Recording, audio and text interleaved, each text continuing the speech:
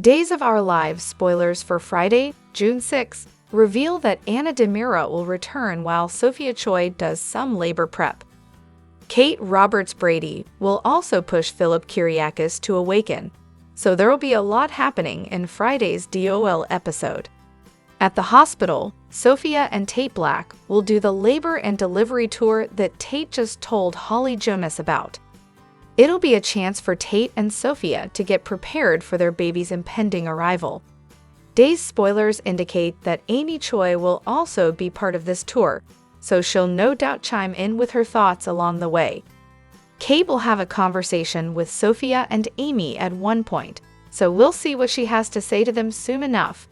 In the meantime, Day's spoilers say Lean Hunley will reprise her role as Anna Dimera, who'll extend her condolences to Marlena Evans now that John Black has passed away. Since John was like a second father to Carrie Brady Reed, Anna will want to support her daughter she shares with Roman Brady. Tommy Dimera will also make a comeback during the week of June 9 to 13, but Anna will be flying solo until he can make it home to Salem. That'll give Anna a chance to run into Kate at the hospital, where it looks like she'll snoop and read Stephanie Johnson's sizzling manuscript. The scandalous scenes and dialogues should delight Anna, so she may get inspiration on some ways to spice things up with Tony. As for Kate, she'll head to Philip's bedside and pressure him to wake up. Day's spoilers say Kate will try to nudge Philip into regaining consciousness, so we'll see if he does what he's told after hearing his mother's orders. At the Horton house, Jennifer Horton Devereaux will fume to Jack Devereaux about Chad Dimera's skydiving date with Kat Green. Once Jennifer updates Jack on the news she heard from Julie Williams, she'll blow her top and face Jack's attempt to settle her down. Days of Our Lives spoilers say Chad will inevitably face Jennifer's wrath sooner or later, so don't miss her upcoming outburst. At The Spectator, Leah works on John's obituary with the title, John Black Dies a Hero. Chad arrives and recalls how kind John was to him and his kids after Abigail's death. Leah wants to do John's memory justice, but the copy editor insists the obit is too long. Chad will take care of it before heading out to his skydiving date with Kat. Detecting his reluctance to jump out of a plane, Leo suggests Chad call their charity date off, especially if Kat still has unrequited feelings for him. Chad agrees, plus he's not ready to move on from Abigail. Leo says preventing Kat from clinging to a fantasy of them being together and him not jumping to his potential death is a win-win. Chad glares at him. In their kitchen, Gabby comforts Ari over her great-grandpa John. They discuss Will, who is not happy Ari is now living in the same house as Leo Stark. Gabby isn't either. Ari relays that he's been giving her Celine Dion CDs. Dude, does it look like I have or ever had a CD player? Ari wishes she could help her dad through this. Gabby says being there is enough, but maybe she could not pull any more disappearing acts. That leads to a fight, until Rafe comes home. Ari excitedly runs into her uncle's arms. Rafe explains he was allowed to leave training early for John's funeral. When Ari leaves to get coffee in the square, Gabby bemoans feeling like she doesn't even know her daughter anymore. Rafe comforts his sister and informs her he's working overflow assignments from the Bureau's Chicago office, which allows him to stay in Salem. But first, he needs to find the memory stick from the night EJ was shot. Gabby assumes Leo took it. Rafe disagrees but does wonder if there's anything on it that could incriminate Gabby. She promises she didn't shoot EJ. She didn't even go inside the house. She just heard him arguing with another man. Rafe wonders if the shooter discovered the camera and took the memory stick. If so, the evidence is gone forever.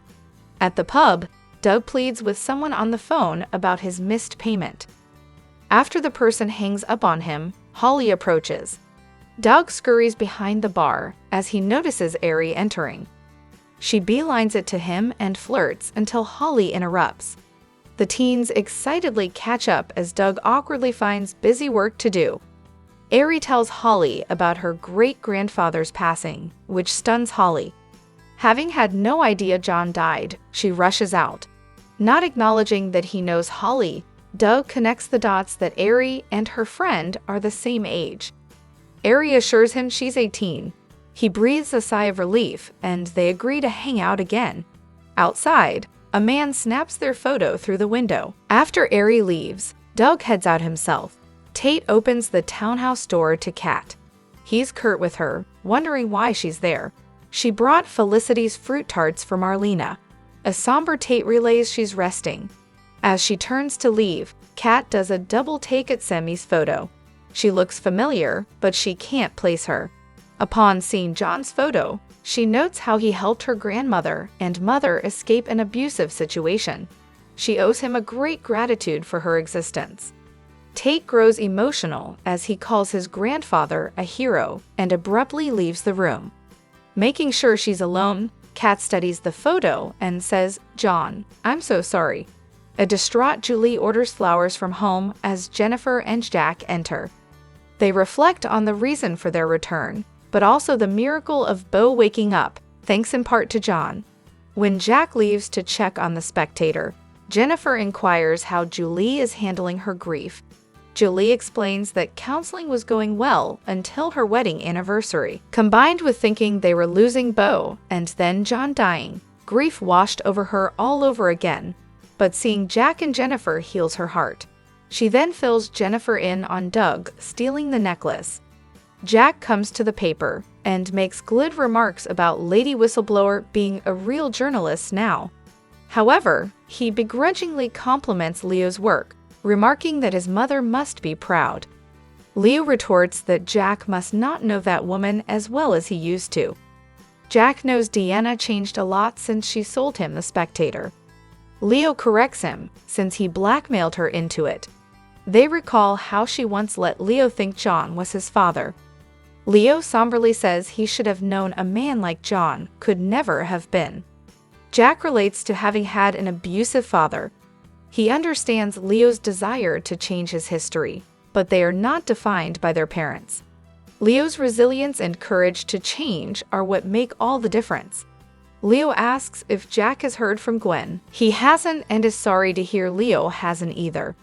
At the townhouse, Tate opens the door to Holly, who embraces him. Despite their issues, she still cares about him, which surprises Tate. She assures him she and Doug are just friends and agrees that maybe Julie deserved to know the truth about him stealing her necklace. Regardless, Tate is sorry he did it and misses her. Holly knows. His dad told her. That is so embarrassing. Tate sighs. Holly admits she's missed him too. Tate gets a text from Sophia, who is on her way over, so they can go on a labor and delivery tour at the hospital. They agree to continue their conversation another time. It means a lot to him that she came by. At the paper, Leo leaves Marlena a voicemail. He's there for her should she need anything. Doug enters and learns Leo hasn't had time to track down the necklace's buyer, but that's the least of Doug's issues. He's pursuing two girls who know each other, and the loan shark is after more money. Leo advises that he not get caught with the girls. As for money, he needs to make more, fast. Until he does, his life is in danger. In the square, the photographer secretly takes photos of Ari as she strolls through with to-go coffees. A nervous Chad meets Kat in the square. She assures him they don't have to jump out of a plane if he doesn't want to. Chad is scared out of his mind, but he's willing to do it. Kat talks up how alive skydiving makes you feel. Doing it was the first time after her accident that she felt like herself again. Maybe it'll be an awesome experience, Chad allows. As long as your chute opens, Kat deadpans and physically drags him away. After Jennifer puts out feelers about the necklace, Julie leaves the house to pick up Marlena's dry cleaning. But not before relaying that Chad is going on a skydiving date with Kat Green. "What did you just say?" Jennifer exclaims. She seats as Jack comes home. "You are not going to believe what Julie just told me." Hard as it is to believe, it's been well over a year since one of daytime's brightest lights was forever extinguished. Bill Hayes, who'd played Days of Our Lives' iconic Doug since 1970, was known for his vivacious spirit and loving personality. And so we thought it only appropriate that on what would have been his 100th related birthday, we take a moment to reflect on what made the much-loved actor so very special. "He is just warm and wonderful," executive producer told us when singing Hayes' praises to us several years ago. "He pops onto the set and is just affable and friendly, and has that same great rhythm and tone we've all come to know and love. The man you see on screen is very much the man Bill is off-screen." Shortly after his passing, widow Susan Seaforth Hayes, whose Julie loved his Doug with a passion as fierce as that of their portrayers, was touched by the outpouring of love from around the world. "You touched my heart by seeing in him the goodness and joy I experienced every moment of our wonderful marriage," she said in response. "May we all embrace life with the gusto of Bill Hayes and enrich it with grace and love." Further proof of his loving spirit and good-natured soul came in a tribute from Mary Beth Evans, who declared him to be the sweetest, happiest man around, who always came to set singing the song. As for the secret to Hayes' longevity, Corday believed that it boiled down to 3 things. His faith is very, very deep. His love for his wife is very, very great. And he is an eternal optimist. In short, Hayes was one of the good guys. And while traits like loyalty, faith, and love might be easy for the rest of us to emulate, Corday added one final quality to the list that might not prove quite as simple to master. He's also a hell of a good tap dancer. Wednesday's episode starts with Hope helping Bo walk to the couch. Reminding Bo that she's his ride or die, Hope says she sat by his side the entire time. Suddenly, Bo is rocked as he recalls the terrible things he did to his loved ones while under Megan's influence. But she kisses him repeatedly, saying this is the first day of the rest of their lives. Sarah enters to find her parents kissing, declaring that a sight for sore eyes. She updates Bo on her life, telling her dad that she has 2 kids and is traveling the world on a boat with Ben, the same way her folks did years ago. Bo wants to meet Ben, make sure he approves. Next to enter is Sean Douglas. Bo is thrilled to be surrounded by his beautiful family, but Sean wants to know exactly what his dad remembers about what happened to him. Sean says he's been tortured every minute of every day since shooting his father. Bo remembers everything, saying Sean did what he needed to do to protect Hope. "You are not responsible," says Bo, insisting that it was Megan's fault. Declaring how proud he is, Bo pulls his son into a hug. Bo is surprised to learn Chelsea has a baby, and that he is now a grandpa 4 times over.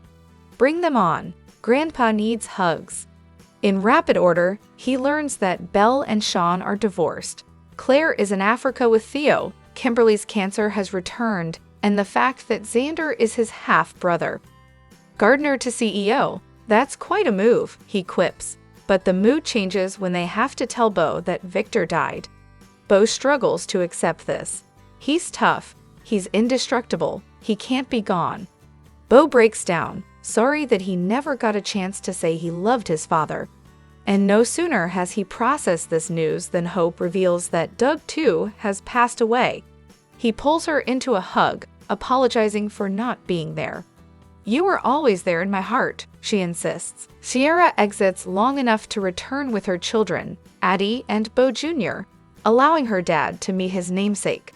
Later, alone with Hope, Bo admits he's overwhelmed and doesn't know what to feel. "So much has happened since I've been gone," he says, adding that one thing hasn't changed, his love for Hope. As Carrie, Will, and Eric deal with the seemingly never-ending stream of food being brought to Marlena's penthouse by friends and neighbors, Marlena is sitting in Town Square, next to the memorial for Alice and Tom. "Oh, John," she weeps, "I miss you so much already." Will gets a call from Sami, who shares that her daughter had an accident at the airport and needs surgery, so she won't be able to attend the yet-to-be-planned memorial service. Marlena returns, saying that she needed to tell John's father the news. Will protests that they could have done that for her, But Marlena says she has to start to learn to do things on my own now. She reveals that among John's wishes was for a reception at the Brady pub. Will and Carrie head to the restaurant to connect with Roman and begin making plans. Alone with Eric, Marlena reflects on who John was and that there's never enough time, not when someone is your everything. She admits to wondering if the miracle Beau's family is experiencing came at the expense of theirs. Is that terrible of me? She wonders, to which he replies it is human. Johnny's ready for his first day at Titan Dimera, but Channel tells him about his grandfather's death. Johnny is knocked by the news, believing that despite having John's name, he never lived up to it. But Channel tells him he did and will continue to. We're all works in progress, and we've all made mistakes, she says, adding that he has a heart of gold and is brave like the grandfather who adored him. Johnny and Channel arrive at Marlena's to offer their condolences and are told that his mom, Sami, won't be able to attend the memorial. Even though Sami won't be here for John's funeral, Marlena says, struggling with the words, I hope she can find some peace in the knowledge that he did raise her. Johnny hopes to do his namesake proud, but Marlena insists he always did. Returning home, Channel tells Johnny she wants to be there every step of the way. I know that I can't take that pain away from you, but maybe sharing some of it with me will help lessen it, she suggests. When he wonders what he'd ever do without her, she assures him they'll never have to find out. Andrew tries to comfort a distraught Paul, who admits that just this once, he wishes his dad hadn't been a hero. Talk turns to their wedding, which they'd hoped to do as soon as John was released. They later cross paths with Will and Carrie. Who would have thought that the sons of the ISA Super Spies Shane Donovan and John Black would one day fall head over heels in love with one another? Muses Carrie. They all return to the penthouse, where Paul says they are planning to postpone the wedding. Marlena, however, won't hear of it. What this family needs right now is a celebration of love, she declares. She convinces them to tie the knot in Salem before they leave. Paul agrees to do so, saying it will be in honor of my father. And in the final moments, Hope is filled with joy as she revels in the return of her beloved Beau. But once alone with his mom, Sean musters up the strength to tell her that John didn't survive. Days of Our Lives spoilers for the week of June 9 suggest some heartbreaking goodbyes, welcome returns, and curveballs. Fans can expect Beau Brady to react to John Black's death. There will be a funeral for John, and everyone will pay their last respects. Plus, Paul Narita and Andrew Donovan continue with their wedding plans. But there could be some complications. Keep reading and let's talk about what is coming up in the Peacock soap opera. Let's begin with Beau, who has woken up from his coma and recovered from sepsis. That's thanks to Dr. Jeffrey Russell's drug in development. The researcher wasn't going to allow a dose to go to Beau. It was only after the drug was stolen that Dr. Russell agreed. Unfortunately, it led to John's death. When Beau finds out the news, he will have mixed emotions. Without John's sacrifice, Beau would be dead. He might feel grateful but guilty at the same time. There will also be the pressure to make the most of his second chance. Fans will see Salem continue to mourn John. Rachel Black had a dream about John dying.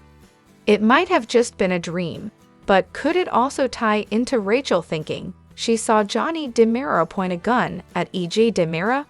Rachel might think she saw it, but perhaps she actually dreamt it. Is it possible that Rachel will end up with Susan Banks' gift? Technically, there's no genetic relation between Susan and Rachel, but Diva could go this route anyway. As everyone says one final goodbye to John, there will be some more returns. Tony Dimera will come back and share some scenes with Carrie Brady Reed. Days of Our Lives spoilers for the week of June 9 reveal that Paul and Andrew will decide to move forward with their wedding plans. Paul really wanted his father there, but sadly that isn't going to happen. However, John would have wanted them to get married, and Marlena Evans has encouraged it as well. Maybe John will give Paul some kind of sign that he's watching from above. There will also be Chad Dimera and Kat Green's romance. Jack Deveraux and Jennifer Devereaux will have a serious problem with Chad's decision to date Kat. Could they go the legal route and try to take the kids? Which storyline are you looking forward to seeing the most? Share your thoughts in the comment section below. Remember to keep watching the soap on Peacock to find out what happens next. Days of Our Lives sees John Black took a turn for the worse this week and passed away with Marlena Evans at his side. As of now, it looks like John's funeral is going to begin the end of next week, but we've also got a wedding coming. If you remember, Paul Narita, John's son, was planning to wed Andrew Donovan in Salem soon. But with the funeral ahead, the guys were talking about scrapping their plans to get hitched. It's Belinda from Soap Dirt, and we're going to talk about why this wedding is still going to happen, and possibly at the most bizarre place in time you can imagine, at John's funeral. So, over the past couple weeks, we've seen Marlena and John's kids coming back to Salem, worried about his fate ever since the terrible meth lab explosion. And it was Paul, John's son, who made sure that his dad got back to Salem in one piece. But then the super spy ran off to help with the lab break-in to get the drug to save Brady. And of course, that is when tragedy struck.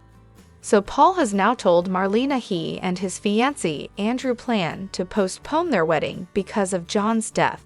But Marlena will not hear of it. She is heartbroken over losing John, but she also knows she is a psychiatrist, so she can see this through a professional lens as well, that the families could use something positive. So she convinces Paul and Andrew they need to go ahead and get married in Salem before everybody leaves town. So we still got a lot of people coming for John's sad goodbye, although it now looks like Sami Brady is not going to be back. What I'm wondering is if the wedding and the funeral are back to back or on different days. Will we go straight from celebrating John's life to celebrating his son Paul's marriage to Andrew? Or could it be a really big and kind of bizarre twist and the funeral and the wedding are all the same big family event? Now, from watching Days of Our Lives that they usually do weird things at weddings. They never just go smoothly. They literally blew up Ben Weston and Sarah Brady's big day. The double wedding of Leo Stark, Craig Wesley, Gwen Rischek, and Xander Cook went sideways when Leo's drag queen husband showed up. And then Gwen confessed to killing Abigail Deveraux's grandma, Laura. And then Xander's next double wedding to Sarah Horton after Alex Kyriakis married Theresa Donovan also went awry. His mystery drunk mom showed up. And then, of course, Alex found out that Theresa was a big fat liar. So it would be a nice change to see a Salem wedding go well and be just nice and loving. And if they did overlap it with John's funeral, that could be a really interesting way to celebrate John's legacy as a father and the family he and Marlena have created over the years. Definitely, I'm sure all of us were crying when John had his last moments on Days of Our Lives early this week. Marlena urged the love of her life to go if he needed to go. And of course, John Black, super spy, died a hero. I mean, he's been a hero many times, but he was able to get that experimental drug, Versix, that saved Beau's life. And then in other, happy then sad moments, Hope Brady, Brady, and Sierra were so thrilled that Beau woke up after that 2+ year long coma. But while the Bradys were celebrating Beau's awakening, John's family was grief-stricken by the sudden loss. And then when they found out, they were completely devastated. But everybody's heading to Salem, including Beau and his family. And we're getting ready to say a very, very sad goodbye to John Black. And I'm sure we're going to get a big tribute to Drake Hongeston. I've really been enjoying all the flashback scenes of, young John, John in the priest outfit, John and Marlena's weddings, all that. So we may get some joy out of this. And, it's celebratory. Drake Hongeston was still alive while they filmed this, and he had signed off on all this. So it's strange to be watching this in retrospect now that he is gone. Just real quick, in case you don't know or forgot, John's son, Paul met Andrew back in 2022 on the Peacock app spin-off thing, Beyond Salem, Chapter 2. So John had gone out to Seattle to see Paul, and then he wound up abducted by Harris Michaels. That was in Steve Burton and his day's throwback comeback, right before Harris came back to the flagship show. And then hunky ISA agent Andrew showed up to investigate John's kidnapping, and Paul insisted on helping Andrew locate his dad. So they got close during the search, but then Andrew and Paul decided they were just going to be friends. They had developed feelings, but they lived so far apart, and Paul and Andrew both had demanding schedules, and it was just tricky for this long-distance thing. But then over on the flagship show, Paul and Andrew reconnected when he helped rescue him from the clutches of Dimitri von Luschner Dimera, Megan Hathaway's dastardly son. But really long-term, their romance has been off-screen for the most part. We did see Paul propose to Andrew Donovan on screen a few months back, and now both of them are back in Salem to mourn the loss of John. Paul was his son. There's a lot of connections there, and Shane Donovan, Andrew's father, also on his way back to town for the funeral, since was his longtime ISA asset and his friend. So, with Marlena encouraging the guys to go ahead and get married ASAP, looks like they're going to do it. John would not have wanted Paul and Andrew to hold off on their wedding because of his death. John was always very supportive of them. So, with everybody already in town, it makes sense to attend both a funeral and a wedding in Salem next week. And we should get carryover into the following week with these events. And of course, Day's sources hint that Paul and Andrew Donovan's wedding is bittersweet. That makes total sense, because we know John would have been there in his best tuxedo standing right by his son. And stranger things have happened in Salem. A wedding-funeral combo is not much different from all the quickie hospital weddings that Salem has seen over the years. And here, take a look at these two photos from the Day of Days promo. I believe these are the final unused scenes from that promo. The rest have already happened. And of course, this was released last October. So there's one of Marlena Carey, Will Horton, and Belle Black smiling with champagne flutes. They're outdoors. They're in nice dressy clothes. Then there's this shot of Brady Black toasting with what I really hope is non-alcoholic champagne, given his addiction issues. I feel pretty certain that that's family toasting Paul and Andrew Donovan saying, "I do." But the question remains whether it's an all-in-one funeral and a wedding.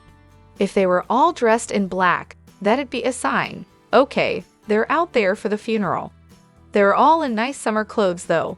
But that doesn't mean necessarily that it's not a wedding-funeral combo.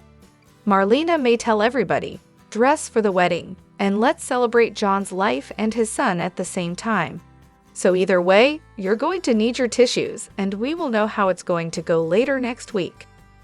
Days of Our Lives spoilers for Thursday, June 5, suggests some explosive moments in the land of Salem.